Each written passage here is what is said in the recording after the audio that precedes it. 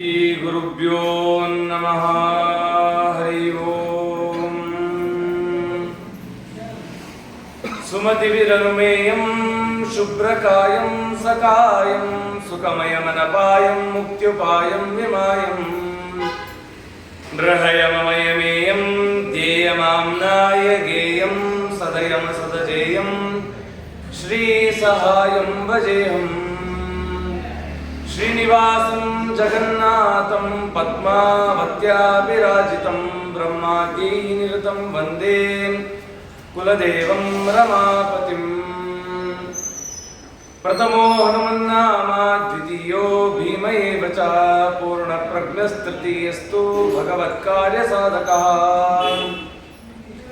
तीर्थानामुत्तमं तीर्थं वनानामुत्तमं वनम् क्षेत्राणामुत्तमक्षेत्रं मम वृन्दावनं द्विजः।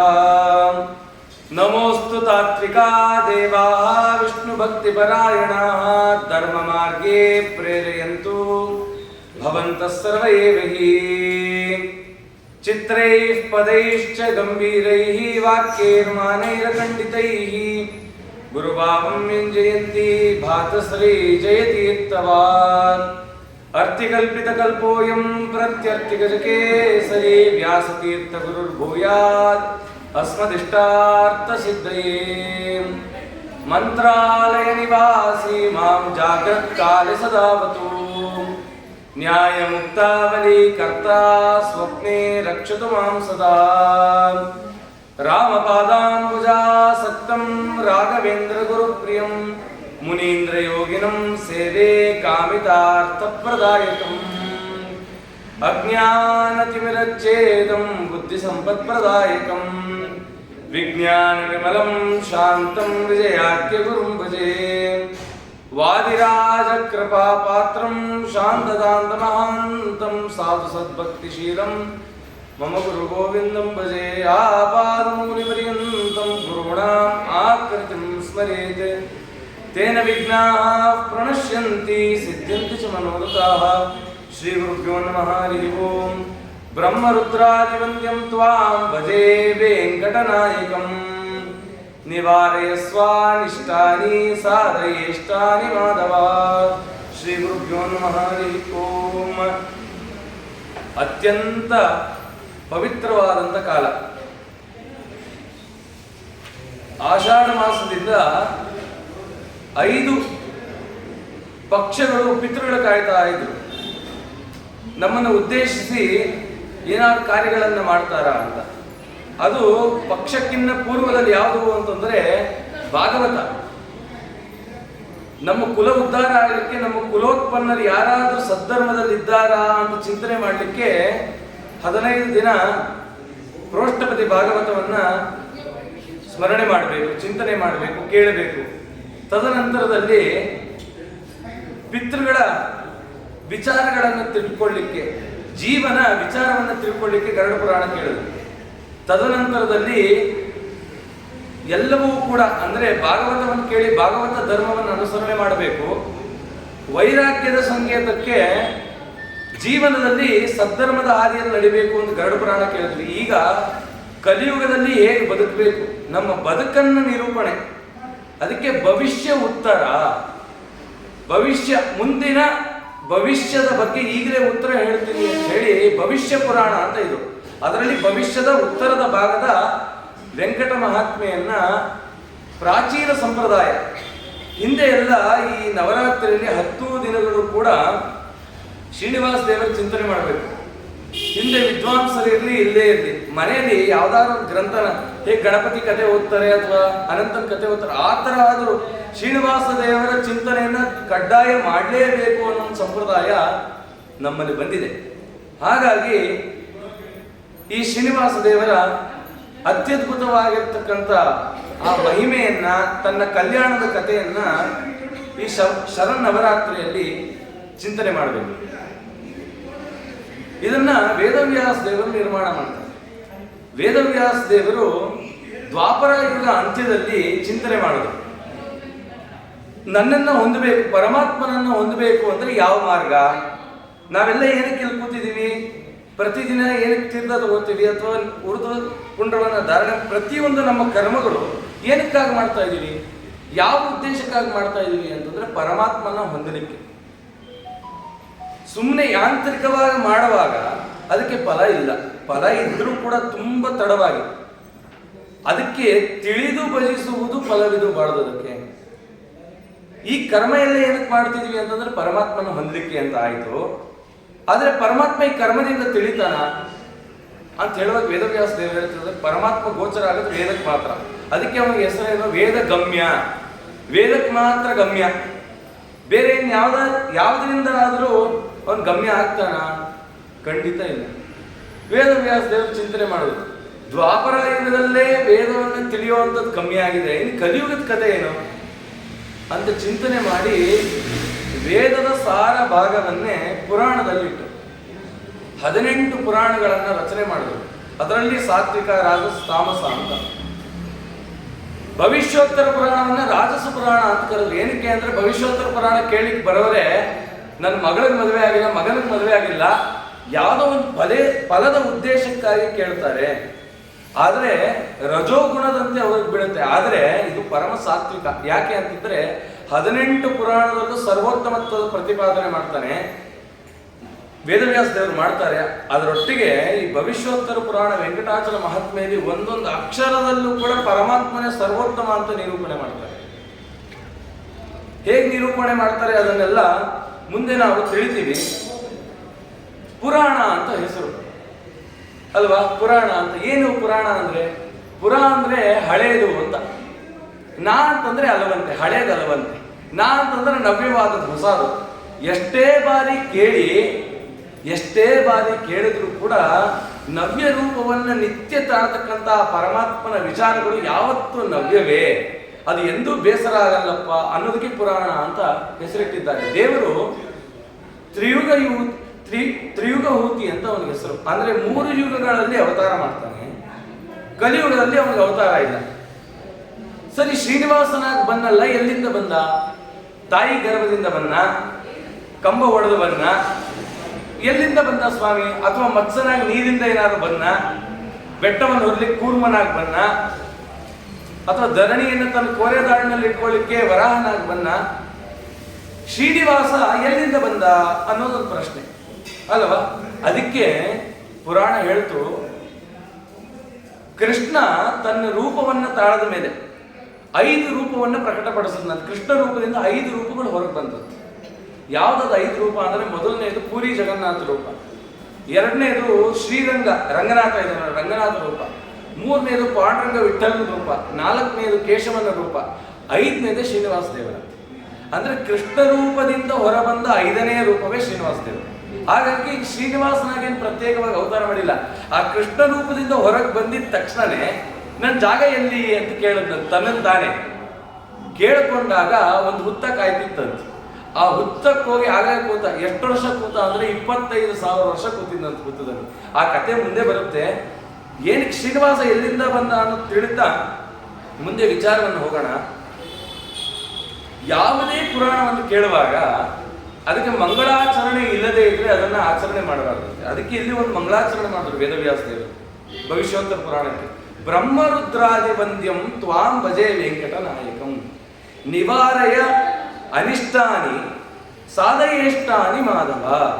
ಇದು ಒಂದು ಶ್ಲೋಕ ಜ್ಞಾನಿಗಳಿಗೆ, ಇದು ಒಂದು ಶ್ಲೋಕ ಸಾಕಂತೆ ಭವಿಷ್ಯೋತ್ತರ ಪುರಾಣ. ಇಡೀ ಶ್ರೀನಿವಾಸ ಕಲ್ಯಾಣದ ಕಥನವನ್ನ ಒಂದೇ ಸಾಲಿನಲ್ಲಿ ತಾವು ಹೇಳ್ತಾ ಬಂತು.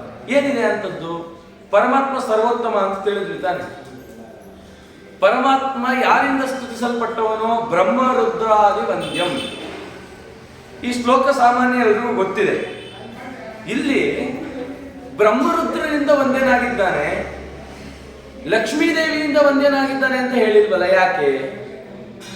ಕಡೆಯಲ್ಲಿ ಹೇಳಿದ್ದಾರೆ ಮಾಧವ ಅಂತ ಹೇಳಿದ್ದಾರೆ. ಮಾಧವ ಲಕ್ಷ್ಮೀದೇವಿ, ಅವಳಿಗೆ ಪತಿಯಾದಂಥವನು ದವ, ಅಂದ್ರೆ ಅವಳನ್ನ ಧಾರಣೆ ಮಾಡ್ತಕ್ಕಂಥವನೇ ಮಾಧವ.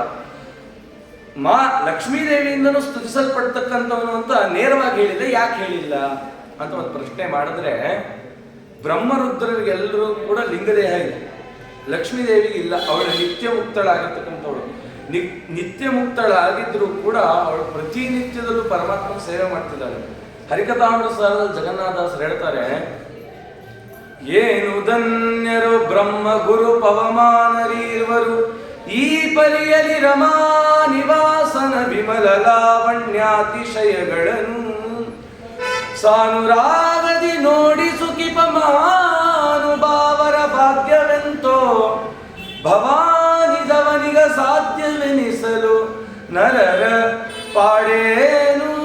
ಬ್ರಹ್ಮರುದ್ರಾದಿಗಳನ್ನೇ ಲಕ್ಷ್ಮೀದೇವಿ ಮಾಡ್ತಿರ್ತಕ್ಕಂಥ ಸೇವೆಯನ್ನು ಕೂತ್ಕೊಂಡು ಕೈ ಕಟ್ಕೊಂಡು ನೋಡ್ತಿದ್ದಾರೆ. ಇನ್ನು ನಾವ್ಯಾವತ್ತು ಪರಮಾತ್ಮನನ್ನು ಉಪಾಸನೆ ಮಾಡ್ತೀವಿ ಜೀವರು ಅಂತ ಪ್ರಶ್ನೆ ಮಾಡಿದ್ವಿ. ಭವದಲ್ಲಿ ಮುಳುಗಿದ ನಮ್ಮನ್ನ ಯಾರು ಒಂದು ಉದ್ಧಾರ ಮಾಡ್ತಾರೆ? ನಾವೆಂದು ಪರಮಾತ್ಮನ ಸ್ತುತಿಸೋದು? ನಮ್ಮಿಂದ ಸ್ತುತಿಸಲ್ಪಡ್ತಕ್ಕಂಥವನು ಅಂತ ಹೇಳಿಲ್ಲ. ಬ್ರಹ್ಮರುದ್ರಾದಿವಂತ್ಯಂ, ಯಾರು ಜಗತ್ತಲ್ಲಿ ಸರ್ವೋತ್ತಮ ಇದ್ದಾನೆ ಆ ಸರ್ವೋತ್ತಮಗೆ ಬ್ರಹ್ಮರುದ್ರರೇ ಉಪಾಸನೆ ಮಾಡ್ತಿದ್ದಾರೆ ಅಂತಂದ್ರೆ ಇನ್ನೊಬ್ಬ ಸರ್ವೋತ್ತಮ ಇದಾನ ಅಂತ ಪ್ರಶ್ನೆ. ಇಂದ್ರದೇವರಿಗೆ ರುದ್ರದೇವರು ಗುರುಗಳು ಅಥವಾ ನಿಯಾಮಕರು, ರುದ್ರದೇವರಿಗೆ ಬ್ರಹ್ಮದೇವರ ನಿಯಾಮಕರು, ಬ್ರಹ್ಮದೇವರಿಗೆ ಭಗವಂತನ ನಿಯಾಮಕ. ಭಗವಂತನಿಗೆ ಯಾರು ನಿಯಾಮಕರಿದ್ದಾರಾ ಅಂತ ಪ್ರಶ್ನೆ ಮಾಡೋದು. ಭಗವಂತನಿಗೆ ಯಾರು ನಿಯಾಮಕರಿದ್ದಾರಾ? ಇಲ್ಲ. ಅದಕ್ಕೆ ಅವನು ಸರ್ವೋತ್ತಮ. ಅವನಿಗೆ ಸ್ವರಾಟ್ ಅಂತ ಕರೀತು ಭಾಗವತ. ಸ್ವರಾಟ್ ಅಂದ್ರೆ ಅವನೇ ಸಾರ್ವಭೌಮ, ಅವನೇ ಎಲ್ಲವನ್ನ ನಿಯಂತ್ರಣ ಮಾಡ್ತಕ್ಕಂಥವನು. ಹಾಗಾಗಿ ಅವನು ಬ್ರಹ್ಮರುದ್ರಾದಿಗಳಿಂದ ಒಂದೇನು. ಹಾಗಂದ್ರೆ ಬರೀ ಸರ್ವೋತ್ತಮ ಅಷ್ಟೇನ ಪ್ರತಿಪಾದನೆ ಅಂತಂದ್ರೆ ಅಲ್ಲ. ಯಾರು ಬರೀ ಸರ್ವೋತ್ತಮ ಅಂತ ಉಪಾಸನೆ ಮಾಡ್ತಾರೆ ಅವ್ರಿಗೆ ಒಂದಿನ ಅನ್ಸುತ್ತೆ ಏನು ಅಂತಂದ್ರೆ ಸರ್ವೋತ್ತಮ ಅಂತ ನಾನು ಉಪಾಸನೆ ಮಾಡಿದೆ ನಾನೇ ಆ ಸರ್ವೋತ್ತಮ ಅಂತ ಜ್ಞಾನ ಬಂದ್ಬಿಡುತ್ತೆ. ಯಾವಾಗ ಅಂತಂದ್ರೆ ವಾಯು ಜೀವೋತ್ತಮತ್ವವನ್ನು ಒಪ್ಪದೇ ಇರೋರು. ಹಾಗಾದ್ರೆ ಬ್ರಹ್ಮದೇವರು ಅಂತಿದ್ದಾರೆ, ವಾಯುದೇವರನ್ನ ಹೇಳೇ ಇಲ್ವಲ್ಲ ಅಂತ ಪ್ರಶ್ನೆ ಮಾಡಿದ್ರೆ ಆ ವೇದ ಹೇಳಿತು ತ್ವಮೇವ ಪ್ರತ್ಯಕ್ಷಂ ಬ್ರಹ್ಮಹಾಸಿ. ಅಂದ್ರೆ ಬ್ರಹ್ಮನ ಪ್ರತ್ಯಕ್ಷ ರೂಪವಾಗಿ ವಾಯುದೇವರು ಇದ್ದಾರೆ. ಕನ್ನಡದಲ್ಲಿ ಅದಕ್ಕೆ ಹೇಳಿದ್ರು, ವಾಯುವಿಗೆ ಸಮರಿಲ್ಲ ಜಗದಳು ವಾಯುದೇವರೇ ಬ್ರಹ್ಮ. ಪ್ರತಿನಿತ್ಯ ಸ್ತೋತ್ರ ಹೇಳಿದ್ವಿ, ಅರ್ಥ ಆಗಿಲ್ಲ. ಹಾಗಾಗಿ ಆ ಬ್ರಹ್ಮದೇವರು ಅಂದ್ರೆ ವಾಯುದೇವರಿಂದ ಕೂಡ ಸ್ತುತಿಸಲ್ಪಡ್ತಕ್ಕಂಥ ತ್ವಾಂ ಭಜೆ ವೆಂಕಟನಾಯಕಂ. ಇವನಿಗೆ ವೆಂಕಟ ಅಂತ ಹೆಸರು. ಯಾಕೆ? ವೇಮ್ ಅಂದ್ರೆ ಪಾಪಗಳಲ್ಲ. ನಮ್ಮ ಪಾಪಗಳು ಎಷ್ಟಿದೆ ಅಂತ ಕೇಳಿದ್ರೆ, ನಮ್ಮ ಪುಣ್ಯ ಎಷ್ಟಿದೆ ಅಂತ ಕೇಳಿದ್ರೆ ಹೇಳಲಿಕ್ಕಾಗಲ್ಲ. ಪಾಪಗಳು ಎಷ್ಟಪ್ಪ ಇದೆ ಅಂತ ಹೇಳಿದ್ರಂತೆ ಹಿಮಾಲಯ ಪರ್ವತ ಎಷ್ಟಿದೆ ಅಷ್ಟು ಪಾಪಗಳು ನಮ್ಮ ಹತ್ರ ಇದೆ. ಸರಿ ಆಯ್ತು, ಹಿಮಾಲಯ ಪರ್ವತದಂತ ಈ ಪಾಪಗಳನ್ನ ಹೇಗೆ ನಾಶ ಮಾಡ್ತೀಯ ನೀನು? ಪಾಪವನ್ನು ಕರಗಿಸ್ಕೊಳ್ಳಿಕ್ಕೆ ನೀನೇನು ಮಾಡ್ತಿದ್ಯಾ? ಅದಕ್ಕೆ ಹೇಳದ್ನಂತೆ, ನನ್ನ ಹತ್ರ ಒಂದು ಆಯುಧ ಇದೆ, ಆ ಆಯುಧದಿಂದ ನಾನು ಈ ಪಾಪವೆಂಬ ಹಿಮಾಲಯವನ್ನು ನಾಶ ಮಾಡ್ತೀನಿ. ಏನಪ್ಪಾ ಅಂತ ಆಯುಧ ಅಂತ ಕೇಳಿದ್ರೆ ಅವನು ಹೇಳದ್ನಂತೆ, ಒಂದು ಸೂಜಿ ಇದೆ. ಒಂದು ಸೂಜಿ ಇಟ್ಕೊಂಡು ಹಿಮಾಲಯ ಪರ್ವತವನ್ನು ನಾಶ ಮಾಡೋರು ಯಾರಾದ್ರೂ ಬೃಹಸ್ಪತಿಗಳಿದಾರ? ಏನದು ಸೂಜಿ ಅಂದ್ರೆ ನಾವು ಪ್ರತಿನಿತ್ಯದಲ್ಲಿ ಮಾಡ್ತಕ್ಕಂಥ ಸಂಧ್ಯಾವನ್ನೇ, ಗಾಯತ್ರಿ ಜಪ, ದೇವರ ಪೂಜೆ, ನಮ್ಮ ಪಾಪಗಳೆಂಬೋ ಹಿಮಾಲಯಕ್ಕೆ ಒಂದು ಸೂಜಿ ಇದ್ದಾವೆ. ಇನ್ನು ನಮ್ಮ ಪಾಪಗಳನ್ನ ಯಾವತ್ತು ನಾವು ನಾಶ ಮಾಡ್ಕೋತೀವಿ? ಅದಕ್ಕೆ ದೊಡ್ಡವರು ಹೇಳಿದ್ರು, ಸೂರ್ಯನಂತೆ ನೀನು ಬಂದು ಪ್ರಕಟನಾದ್ರೆ ನನ್ನ ಜೀವನದಲ್ಲಿ ಹಿಮ ಸೂರ್ಯನ ಪ್ರಕಾಶಕ್ಕೆ ಎಷ್ಟೊತ್ತು ಬೇಕು ಕರಗಲಿಕ್ಕೆ, ಆ ರೀತಿಯಲ್ಲಿ ನನ್ನ ಪಾಪಗಳನ್ನ ನಾಶ ಮಾಡೋನು ಯಾರು? ವೇಮ್ ಕಠ. ವೇಮ್ ಅನ್ನೋ ಪಾಪಗಳನ್ನ ಕಠ ಮಾಡೋದಕ್ಕೆ ಇವನ್ನ ವೇಂಕಟ ಅಂತ ಕರೆದ್ರು. ಇಷ್ಟೇನಾ ಅಂತ ಪ್ರಶ್ನೆ ಮಾಡಿದ್ರು. ಅಲ್ಲಪ್ಪ, ವೇಮ್ ಅಂದ್ರೆ ಈ ಸಂಸಾರ ಬಂಧನವನ್ನ ಕಠ ನಾಶ ಮಾಡ್ತಾನೆ. ಇನ್ನೂ ಚಿಂತನೆ ಮಾಡ್ತಾ ಹೋದ್ರೆ ಬಹಳವಾಗಿ ತಿಳಿಯುತ್ತೆ. ಅಂತ ವೆಂಕಟ ನಾಯಕನಾಗಿದ್ದಾನೆ ನಮಗೆ. ನಿವಾರಯ ಅನಿಷ್ಟಾನಿ.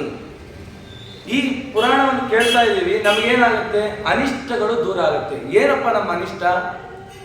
ಏನು ಅನಿಷ್ಟ ಅಂತಂದ್ರೆ ನಮ್ಮ ಜನನ ಮರಣಗಳೇ ಅನಿಷ್ಟ. ಯಾರಿಗೆ ಜನನ ಮರಣ ಎರಡೂ ಇದೆ, ಈ ದುಃಖ ಇದೆ, ಅದೇ ಅನಿಷ್ಟ. ಇಷ್ಟ ಮತ್ತಿಷ್ಟ ಕೊಡ್ತಾನಂತೆ. ಅನಿಷ್ಟ ಅಂತಂದ್ರೆ ನಮ್ಮ ಪಾಪಗಳನ್ನೆಲ್ಲ ಕಳೆದು ನಮಗೆ ಜ್ಞಾನವನ್ನು ಕೊಟ್ಟು ಸನ್ಮಾರ್ಗದ ದಾರಿಯಿಂದ ಸಾಧನೆಯನ್ನ ಮಾಡಿಸಿ ನಮ್ಮ ಕೈ ಉದ್ಧಾರ ಮಾಡಿ ಇಷ್ಟ ಕೊಡ್ತಾನೆ. ಏನದು ಇಷ್ಟ? ನನಗೆ ಕಾರ್ ಇಷ್ಟ, ನನಗೆ ಮನೆ ಇಷ್ಟ, ನನಗೆ ಮಕ್ಕಳಿಷ್ಟ ಅಂತ ಇದೇ ಸಮುದ್ರದಲ್ಲಿ ಬಿದ್ದಿದ್ರೆ ಅದು ಇಷ್ಟ ಅಂತ ಕಳಿಸ್ಕೊ, ಅದೇ ಅನಿಷ್ಟ ಅಂತಂದು. ಮತ್ತೆ ಇಷ್ಟ ಯಾವುದು ಅಂತಂದ್ರೆ ಎಲ್ಲಿ ದುಃಖಗಳಿಲ್ಲ, ಎಲ್ಲಿ ಅಣ್ಣ ತಮ್ಮಂದ್ರಿಲ್ಲ, ಎಲ್ಲಿ ನಿದ್ದೆ ಇಲ್ಲ, ಎಲ್ಲಿ ಊಟ ಇಲ್ಲ, ಎಲ್ಲಿ ಹಸುವಿಲ್ಲ, ಎಲ್ಲಿ ಬಾಯಾರಿಕೆ ಇಲ್ಲ, ಎಲ್ಲಿ ಯಾವಾಗಲೂ ಭಗವತ್ ವಿಷಯವಿದೆ, ಬ್ರಹ್ಮಾಂಡದೊಳಗೆ ಅರಸಿ ನೋಡಲು ನಮ್ಮೂರೇ ವಾಸಿ. ಯಾವ ಊರು ಅಂತಂದ್ರೆ ಅದೇ ವೈಕುಂಠ. ಅಂತಂದ್ರೆ ಪರಮಾತ್ಮನನ್ನ ತಲುಪಬೇಕಲ್ಲ, ಅದೇ ಇಷ್ಟ. ಸಾಧಯೇಷ್ಟಾನಿ ಮಾಧವ ಅಂತ. ನಂಗೆ ಇಷ್ಟೇ ಸಾಕು ಅಂದ್ರೆ ಜ್ಞಾನಿಗಳು. ಮಾಧವ ಅನ್ನೋ ಶಬ್ದ ಹೇಳಿದ್ರಲ್ಲ, ಈ ಮಾಧವ ಅನ್ನೋ ಶಬ್ದದಿಂದಲೇ ಇಡೀ ಭವಿಷ್ಯೋತ್ತರ ಪುರಾಣ ಇದೆ. ಅಂದ್ರೆ ವೆಂಕಟೇಶ್ವರ ಮಹಾತ್ಮೆ ಇದೆ. ಇದನ್ನ ತಿಳಿತಾ ಹೋದಾಗ ಗೊತ್ತಾಗುತ್ತೆ. ಒಬ್ಬ ಮಾವನ ಹೆಸರು ಮಾಧವ, ಆ ಸ್ವಾಮಿ ಹೆಸರು ಮಾಧವ. ಅಳಿಯ ಮಾವನ ಕಥೆನೇ ಅಪ್ಪ, ಅಳಿಯ ಮಾಧವ ಇವರಿಬ್ಬರ ಕಥೆನೇ ಈ ಭವಿಷ್ಯೋತ್ತರ ಪುರಾಣ. ಇದೇ ನಮ್ಮ ಜೀವನ ಅಂತ ತಿಳಿಸ್ತಾ ಮಾಧವ ಅಂತಂದ್ರು. ಅಂತಂದ್ರೆ ಲಕ್ಷ್ಮೀ ದೇವಿನೇ ಯಾವಾಗಲೂ ಪರಮಾತ್ಮನ ಪತಿ ಆಗಬೇಕಾ ಅಂತ ಪ್ರಶ್ನೆ ಮಾಡಿದ್ರೆ ಹೇಳಿದ್ರು, ಇಲ್ಲ, ನಾವು ಪರಮಾತ್ಮನಿಗೆ ಏನಾಗಬೇಕು? ದಾಸರಾಗಬೇಕು. ಮಾಧವ ಲಕ್ಷ್ಮೀ ದೇವಿಗೆ ಎಲ್ಲ ಸಂಪತ್ತಿಗೂ ಒಡೆಯಳಾಗಿರ್ತಕ್ಕಂಥ ಲಕ್ಷ್ಮಿಯನ್ನೇ ನೀನು ಧಾರಣೆ ಮಾಡ್ತೀಯ. ಅಂದ್ರೆ ಜ್ಞಾನ, ದವ ಅಂತಂದ್ರೆ ಆ ಜ್ಞಾನಕ್ಕೆ ನಾವು ಪತಿ ಆಗಬೇಕು.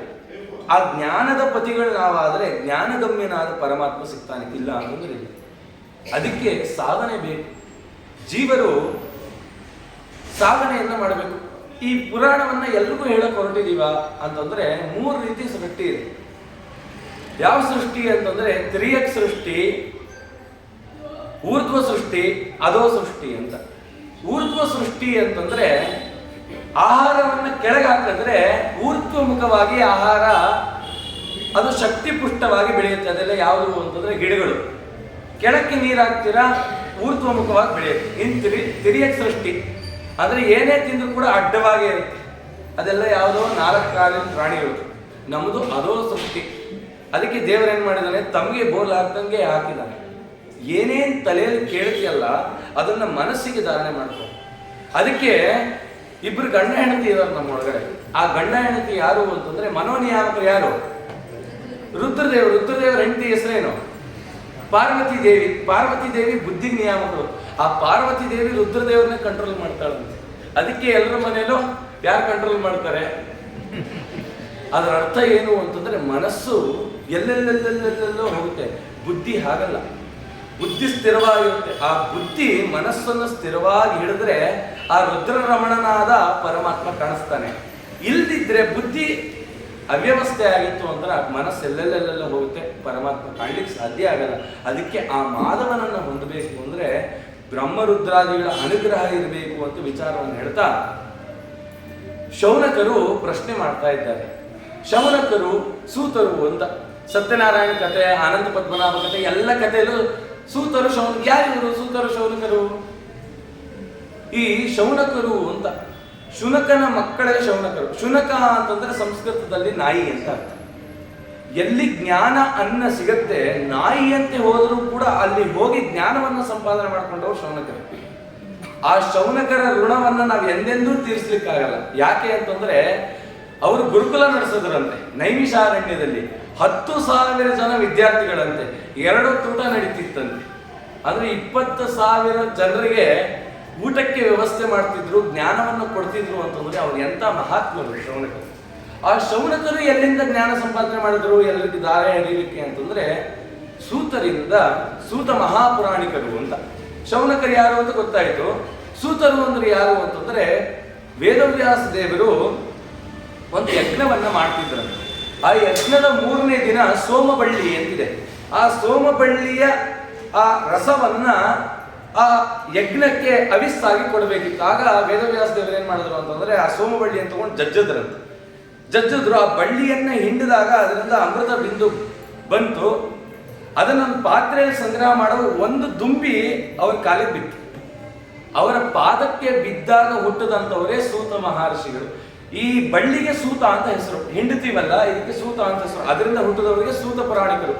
ವೇದವ್ಯಾಸ ದೇವರ ಮುಖಕಮಲದಿಂದಲೇ ಎಲ್ಲ ಪುರಾಣವನ್ನ ಅಧ್ಯಯನ ಮಾಡಿದಂತ ಜ್ಞಾನಿವರ್ಯರು ಅಂತ ಸೂತರು ಒಮ್ಮೆ ನೈಮಿಷಾರಣ್ಯ ಕ್ಷೇತ್ರಕ್ಕೆ ಬಂದಾಗ ಅವರ ಹತ್ರ ಶೌನಕರು ಕೇಳ್ತಾರೆ, ಸೂತ ಪುರಾಣಿಕರೇ, ನಮ್ಮನ್ನು ಉದ್ಧಾರ ಮಾಡಲಿಕ್ಕೆ ಅಂತ ಹೇಳಿ ಅನೇಕ ವ್ರತಗಳನ್ನು ಹೇಳಿ, ಧರ್ಮನಿಷ್ಠೆಗಳನ್ನು ಹೇಳಿ ಅಂತ ಹೇಳಿ ಎಲ್ಲ ಪುರಾಣವನ್ನು ಕೇಳಿದ್ರು. ಅಲ್ಲಿ ಕೇಳ್ತಾ ಇದ್ದಾರೆ. ಶೌನಕ ಉವಾಚ ಕಥಿತಂ ರಂಗಮಾಹಾತ್ಮ್ಯಂ ತ್ವಯಾ ಹಸ್ತಗಿರೀಶಿತು ಜಗನ್ನಾಥಸ್ಯ ವೈ ವಿಷ್ಣು ಮಾಹಾತ್ಮ್ಯಂ ಅತುಲಂ ಮುನೇ. ಇಲ್ಲಿವರೆಗೂ ನನಗೆ ರಂಗ ಮಹಾತ್ಮೆಯನ್ನು ಹೇಳಿದ್ದೀರಾ, ಹಸ್ತಿಗಿರಿ ಕಥೆ ಹೇಳಿದ್ದೀರಾ, ಪುರುಷೋತ್ತಮ ಕ್ಷೇತ್ರದ ಮಹಾತ್ಮೆಯನ್ನು ಹೇಳಿದ್ದೀರಾ, ಈಗ ವೆಂಕಟಾಚಲದ ಮಹಾತ್ಮೆ ಹೇಳಿ. ಹಂಗಾದ್ರೆ ಇಲ್ಲಿವರೆಗೂ ಎಲ್ಲಿ ಕೇಳ್ತಿದ್ರು ಅಂತಂದ್ರೆ ಗರುಡ ಪುರಾಣದ ಬ್ರಹ್ಮ ಕಾಂಡ ಅಂತಿದೆ, ಪ್ರೇತಕಾಂಡ, ಧರ್ಮಕಾಂಡ, ಬ್ರಹ್ಮಕಾಂಡ ಅಂತ. ಆ ಬ್ರಹ್ಮಕಾಂಡದಲ್ಲಿ ಈ ವಿಚಾರ ಬಂತು, ಯಾವುದೋ ರಂಗ ಮಹಾತ್ಮೆ, ಅಲ್ಲಿ ಕೇಳಿ ನಿಲ್ಸಿದ್ದೀನಿ. ಈಗ ನನಗೆ ವೆಂಕಟಗಿರಿ ಮಹಾತ್ಮೆ ಹೇಳಿ, ಏನದು ರಂಗ ಮಹಾತ್ಮೆ? ಹಸ್ತಗಿರಿ ಅಂದ್ರೆ ಯಾವುದು, ಜಗನ್ನಾಥ ಕ್ಷೇತ್ರ ಅಂದ್ರೆ ಯಾವುದು ಅಂತ ಹೇಳುವಾಗ ಹೇಳ್ತಾರೆ, ಆದ್ಯ ಸ್ವಯಂ ವ್ಯಕ್ತ ಕ್ಷೇತ್ರ ಅಂದ್ರೆ ಮೊದಲನೇ ಸ್ವಯಂ ವ್ಯಕ್ತ ಕ್ಷೇತ್ರ ಯಾವುದು ಅಂತಂದ್ರೆ ಶ್ರೀರಂಗಂ. ಆ ಶ್ರೀರಂಗಮ್ಮು ಹೇಗಿದೆಯೋ ವೈಕುಂಠ ಹಾಗಿದೆಯಂತೆ. ಏನಪ್ಪಾ ಅಂತದ್ದು ಅಂತಂದ್ರೆ ಬ್ರಹ್ಮದೇವರಿಂದ ಉಪಾಸನೆಗೊಂಡಂತ ಪರಮಾತ್ಮ ಅನಂತಾಸನದಲ್ಲಿ, ಅನಂತಾಸನ ಶ್ವೇತದ್ವೀಪ ವೈಕುಂಠ ಅಂತ. ಶ್ವೇತದ್ವೀಪದಲ್ಲಿ ಸ್ವಾಮಿ ಶೇಷಶಾಹಿಯಾಗಿ ಮಲಗಿದ್ದಾನೆ, ಅನಂತಾಸನದಲ್ಲಿ ಕೂತಿದ್ದಾನೆ, ವೈಕುಂಠದಲ್ಲಿ ನಿಂತಿದ್ದಾನೆ. ಅಂದ್ರೆ ಇದು ಶ್ವೇತದ್ವೀಪ ಅಂತಂದ್ರೆ ಕ್ಷೀರಸಾಗರ. ಆ ಕ್ಷೀರಸಾಗರ ಶಾಹಿಯಾಗಿ ಶೇಷದೇವರ ಮೇಲೆ ಲಕ್ಷ್ಮಿಯಿಂದ ಸೇವೆ ಕೊಡ್ತಾ ಮಲಗಿದ್ದಾನಂತೆ. ಅಂತ ರೂಪ ಅಂದ್ರೆ ರಂಗನಾಥ ರೂಪ, ಅಂದ್ರೆ ಕೃಷ್ಣ ರೂಪದಿಂದ ಹೊರಬಂದಂತ ರೂಪ. ಆ ರಂಗನನ್ನ ಬ್ರಹ್ಮದೇವರು ತಾವು ಉಪಾಸನೆ ಮಾಡಿ ಇಕ್ಷ್ವಾಕು ಚಕ್ರವರ್ತಿ ಕೊಟ್ಟು, ಇಕ್ಷ್ವಾಕುವಿಂದ ದಶರಥನವರೆಗೂ ಪೂಜೆ ಮಾಡಿ ದಶರಥ ರಾಮದೇವರಿಗೆ ಕೊಟ್ಟರಂತೆ. ನೋಡು, ಇದೇ ನಮ್ಮ ಮನೆ ದೇವರು, ಇದನ್ನೇ ನಾನು ಉಪಾಸನೆ ಮಾಡ್ತಾ ಇದ್ದೆ, ನೀನು ಇದನ್ನು ಉಪಾಸನೆ ಮಾಡು ಅಂತ. ಸರಿ, ಎಲ್ಲ ಆಯ್ತು, ಹೋದ್ರು, ರಾವಣನ ಸಂಹಾರ ಆಯ್ತು, ಪುನಃ ಬಂದ್ರು, ಪಟ್ಟಾಭಿಷೇಕ ಆಯ್ತು. ಪಟ್ಟಾಭಿಷೇಕ ಕಾಲಕ್ಕೆ ವಿಭೀಷಣ ಬಂದಿದ್ದ. ವಿಭೀಷಣ ಕೇಳೋದಂತೆ, ಸ್ವಾಮಿ ಮತ್ತೆ ನೀನು ಲಂಕೆಗೆ ಹೋಗುವಂತಿದ್ಯಾ, ನಿನ್ನ ಬಿಟ್ಟು ನಾನು ಹೇಗೆ ಹೋಗ್ಲಿ ಅಂತ ಕೇಳಿದಾಗ ರಾಮದೇವರು, ನನ್ನ ಸನ್ನಿಧಾನ ಇರ್ತಕ್ಕಂಥ ನನ್ನದೇ ಪ್ರತಿರೂಪವಾದ ಈ ರಂಗನಾಥನನ್ನು ನಿನ್ ಕೊಡ್ತೀನಿ, ನಮ್ಮ ಮನೆ ದೇವರು, ಇವನು ನೋಡ್ಲಿಕ್ಕೆ ನಾನೇ ಬರ್ತೀನಿ, ಕರ್ಕೊಂಡು ಹೋಗು ಅಂತಂದು. ಸರಿ ಆಯ್ತು ಅಂತ ಕರ್ಕೊಂಬಂದ. ಹೇಗೆ ಕರ್ಕೊಂಬಂದ ಅಂದ್ರೆ ಬರೀ ದೇವರಲ್ಲ, ಹೇಗೆ ವೈಕುಂಠದಲ್ಲಿ ಎಷ್ಟು ದ್ವಾರಗಳಿದೆ ಅಷ್ಟು ದ್ವಾರ, ಸಪ್ತ ಪ್ರಾಕಾರಗಳು. ಆ ವೈಕುಂಠದಲ್ಲಿ ವಿರಜಾ ನದಿ ಇದೆ. ಇಷ್ಟು ದಿನ ವೈತರಣಿ ನದಿ ಅಂತ ಕೇಳಿದ್ರಿ, ಅದು ಹೊಲಸು, ಇದು ವಿರಜಾ ನದಿ. ಆ ವಿರಜಾ ನದಿ ಇದೆ, ಆ ವಿರಜಾ ನದಿಯ ಮಧ್ಯದಲ್ಲಿ ಶೇಷಶಾಹಿಯಾಗಿ ನಾನಿದ್ದೀನಿ ಅಂತ ಹೇಳಿ ಆ ಪ್ರತೀಕವನ್ನು ಕೊಟ್ಟರಂತೆ ವಿಭೀಷಣನಿಗೆ. ಅವನಿಗೆ ಬಹಳ ಸಂತೋಷ ಆಗೋಯ್ತು. ಸ್ವಾಮಿಯನ್ನ ನಾ ಕರ್ಕೊಂಡು ಹೋಗೋಣ ಅಂತ ಕರ್ಕೊಂಡ್ಬಂದ. ಕಾವೇರಿಯ ಉದರ ಅಂದ್ರೆ ಕಾವೇರಿ ಕವಲೊಡೆದು ಮಧ್ಯದಲ್ಲಿ ಐಲ್ಯಾಂಡ್ ತರ ಆಯ್ತು, ಮತ್ತೆ ಕಾವೇರಿ ಮತ್ತೆ ಸೇರ್ತಾರೆ ಅಂತ ಜಾಗ ಯಾವುದು ಅಂದ್ರೆ ಶ್ರೀರಂಗ. ಆ ಕಾವೇರಿಯ ಹೃದಯ ಭಾಗದಲ್ಲಿ ಸಂಧ್ಯಾ ವಂದನೆ ಮಾಡೋಣ ಅಂತ ಇಟ್ರಂತೆ ವಿಭೀಷಣ. ಇಟ್ಟಾಗ ಸಂಧ್ಯಾವಂದನೆ ಮುಗಿತು, ಮತ್ತೆ ಎತ್ತುತ್ತಾರೆ, ಸ್ವಾಮಿ ಬರ್ಲಿಲ್ಲ. ಆ ಕೇಳ್ಕೊಂಡ, ಮತ್ತೆ ನನಗೆ ಹೇಗೆ ದರ್ಶನ, ಪ್ರತಿನಿತ್ಯ ನಾನು ನಿಂಗೆ ದರ್ಶನ ಕೊಡ್ತೀನಿ ಅಂತ ಹೇಳಿದ್ರು. ಇವತ್ತು ಪ್ರಾತಃ ಕಾಲದಲ್ಲಿ ವಿಭೀಷಣ ಬಂದು ದರ್ಶನ ಮಾಡ್ತಾನಂತೆ ಆ ರಂಗನ. ಅದಕ್ಕೆ ಆ ರಂಗನ ಕಥೆಯನ್ನು ಹೇಳಿದ್ರಿ. ಏನದು? ಜಗಂಗಳೊಳಗೆ ಮಂಗಳ ಮೂರುತಿ ರಂಗನ ಶ್ರೀಪಾದಂಗಳ ನೋಡದ ಕಂಗಳಿದ್ಯಾತಕೋ ಕಾವೇರಿ ರಂಗನ ನೋಡದ. ಈ ಕಂಗಳಿದ್ದು ಏನು ಫಲವೋ ರಂಗನಾಥನ್ ನೋಡದ. ಪರಮಾತ್ಮ ಕಣ್ಣು ಕೊಟ್ಟಿರೋದೇ ಅವ್ನು ನೋಡ್ಲಿಕ್ಕೆ. ಆ ರಂಗನಾಥನ ನೋಡ್ಲಿಲ್ಲ ಅಂದ್ರೆ ಕಣ್ಣಿದ್ದು ಪ್ರಯೋಜನ ಇಲ್ಲ. ಆ ವಿರಜಾ ನದಿ ಇದೆಯಲ್ಲ, ಹರಿಪಾದೋದಕ ಸಮಕಾವೇರಿ ವಿರಜ ನದಿಯ ಸ್ನಾನವ ಮಾಡಿ. ಈ ತುಲಾಮಾಸದಲ್ಲಿ ಗಂಗೆ ಕೇಳಿದ್ಲಂತೆ, ಸ್ವಾಮಿ ಎಲ್ಲರೂ ಬಂದು ನನ್ನಲ್ಲಿ ಪಾಪ ಕಳ್ಕೊತಾರ, ನಾನೆಲ್ಲೋ ಪಾಪ ಕಳ್ಕೊಳ್ಳಿ. ಅದಕ್ಕೆ ಸ್ವಾಮಿ ಅನ್ನಂತೆ, ನೀನು ಹೋಗಿ ಕಾವೇರಿಯಲ್ಲಿ ಪಾಪ ಕಳ್ಕೋರು. ಅದಕ್ಕೆ ಈ ಮಾಸದಲ್ಲಿ ಅಂದ್ರೆ ಕಾರ್ತಿಕ್ ಮಾಸ, ಈ ಆಶ್ವಿನ ಅಂದ್ರೆ ಈ ಹುಣ್ಣಿಮೆಯಿಂದ ಕಾವೇರಿಯಲ್ಲಿ ಗಂಗಾ ಸನ್ನಿಧಾನ ಅಂತ ಮೈಲಾಡುದೊರೆ ಅಂತಿದೆ. ಮಂತ್ರಾಲಯ ಪ್ರಭುಗಳು ಅವತಾರ ಮಾಡಿದ ಜಾಗ ಭುವನಗಿರಿ ಅಂತ. ಆ ಭುವನಗಿರಿ ಹತ್ರ ಮೈಲಾಡುದೊರೆ ಅಂತ. ಅಲ್ಲಿ ಕಸ್ತೂರಿ ರಂಗ ಅಂತ ಅಂದ್ರೆ ಇಲ್ಲಿ ಕಾವೇರಿ ರಂಗ ಕಸ್ತೂರಿ ರಂಗ ಅಂತ ಹೇಳ, ಅಲ್ಲಿ ಪರಿಮಳ ರಂಗ ಅಂತ ಕರೀತಾರೆ ಅವನು ಮೈಲಾಡುದೊರೆ. ಆ ಪರಿಮಳ ರಂಗನ ಹತ್ರ ಒಂದು ವಿಶೇಷ ನೋಡಬಹುದು. ಏನದು ಅಂತಂದ್ರೆ ಕಾಲತ್ರ ಗಂಗೆ, ತಲೆ ಹತ್ರ ಕಾವೇರಿ. ಮಂತ್ರಾಲಯ ಪ್ರಭುಗಳು ಅಲ್ಲಿ ಬಾಲ್ಯವನ್ನು ಕಳೆದಿದ್ದಾರೆ. ಆ ಜಾಗದಲ್ಲಿ ಪ್ರಶ್ನೆ ಮಾಡಿದ್ರಂತೆ, ಏನಕ್ಕೆ ಗಂಗೆ ಇಲ್ಲಿ ಬಂದು ಕೂತಿದ್ದಾಳೆ ಕಾವೇರಿ ಹತ್ರ ಅಂತಂದ್ರೆ, ನನ್ನ ಪಾಪ ಕಳ್ಕೊಳ್ಳಿಕ್ಕೆ ಈ ಕಾವೇರಿಗೆ ಬಂದಿದ್ದೀನಿ ಅಂತಂದ್ರೆ ಆ ಕಾವೇರಿಯ ಮಹಾತ್ಮೆ ಅಂತದ್ದು. ಅದಕ್ಕೆ ಹರಿಪಾದೋದಕ ಸಮಕಾವೇರಿ. ಅದೇ ವಿರಜಾ ನದಿ. ಆ ವಿರಜಾ ನದಿಯಲ್ಲಿ ಸ್ನಾನ ಆಗದ ತನಕ ಆ ಪರಮಾತ್ಮನ ಮಂದಿರ ತಿಳಿಯಕ್ಕೆ ಸಾಧ್ಯ ಇಲ್ಲ. ಇದೇ ವಿರಜೆ ಇನ್ನೊಂದು ಕಡೆ ಇದ್ದಾಳೆ, ಅದರ ಬಗ್ಗೆ ಮುಂದೆ ವರ್ಣನೆ ಮಾಡಿದ್ದಾರೆ, ಅದನ್ನು ತಿಳಿತಾ ಹೋಗೋಣ. ಹಂಗಾಗಿ ಅಂತರಂಗ ಮಹಾತ್ಮೆಯನ್ನ ನನಗೆ ಹೇಳಿದ್ರಿ. ಹಸ್ತಗಿರಿ ಶಿಶುಭು, ಹಸ್ತಿಗಿರಿ ಅಂತಂದ್ರೆ ಕಂಚಿ ಅಂತಲೂ ಕರೀತಾರೆ, ನಮ್ಮ ಪ್ರಾಂತದಲ್ಲಿ ಕರಿಗಿರಿ ಕ್ಷೇತ್ರ ಅಂತ ಕರೀತಾರೆ. ಹಸ್ತಿಗಿರಿ ಅಂತ ಕರಿಗಿರಿ ಕ್ಷೇತ್ರ ಅಂತ. ವೇದವ್ಯಾಸ ದೇವರ ಅವತಾರ ಮಾಡಲಿಕ್ಕೆ ಕಾರಣನೇ ಈ ಹಸ್ತಗಿರಿ. ಏನಕ್ಕೆ ಅಂತಂದ್ರೆ ನಿಮಗೆಲ್ಲ ಗೊತ್ತು, ಬ್ರಾಹ್ಮಣರ ಜ್ಞಾನ ನಷ್ಟ ಆಯಿತು ಗೌತಮರ ಶಾಪದಿಂದ. ಆಗ ಪರಾಶರರು, ವಸಿಷ್ಠರ ಕುಲೋತ್ಪನ್ನರಾದ ಆ ಪರಾಶರರು ನಾರದರನ್ನು ಕೇಳೋದಂತ, ಸ್ವಾಮಿ ಜ್ಞಾನ ನಷ್ಟ ಆಗಿದೆಯಲ್ಲ ಏನ್ ಮಾಡಿ? ಅದಕ್ಕೆ ನಾರದರು ಹೇಳಿದ್ರಂತೆ ಪರಾಶರರಿಗೆ, ಪ್ರತಿನಿತ್ಯ ಬ್ರಹ್ಮದೇವರು ಒಂದು ಸ್ಥಳಕ್ಕೆ ಬರ್ತಾರೆ, ಆ ಸ್ಥಳದಲ್ಲಿ ತಪಸ್ಸು ಮಾಡು. ಎಂದು ಬ್ರಹ್ಮದೇವರ ಧ್ವನಿ ನಿನ್ನ ಕೇಳಿಸುತ್ತೆ ಅವತ್ತು ನಿನ್ನ ತಪಸ್ಸಿನ ಪೂರ್ಣ ಆಯಿತು ಫಲ. ಆ ದಿನ ಹೋಗಿ ಬ್ರಹ್ಮದೇವರ ಮುಂದೆ ನಿಂತ್ಕೋ, ಹತ್ರ ವರ ಕೇಳು, ಅವರು ಅನುಗ್ರಹ ಮಾಡ್ತಾರೆ. 10,000 ವರ್ಷಗಳ ಕಾಲ ಕರಿಗಿರಿ ಕ್ಷೇತ್ರದಲ್ಲಿ ಜಯಮಂಗಲಿ ನದಿ ಅಂತ ಉಗಮ ಆಗುತ್ತೆ. ಆ ಸ್ಥಳದಲ್ಲಿ ಪರಾಶರ ತಪಸ್ಸು ಮಾಡಿದರು. ತಪಸ್ ಮಾಡಿ 10,000 ವರ್ಷ ಆದ್ಮೇಲೆ ಅವರಿಗೆ ಬ್ರಹ್ಮದೇವರ ಧ್ವನಿ ಕೇಳಿತು. ಅಲ್ಲಿವರೆಗೂ ಕೇಳಿಲ್ಲ.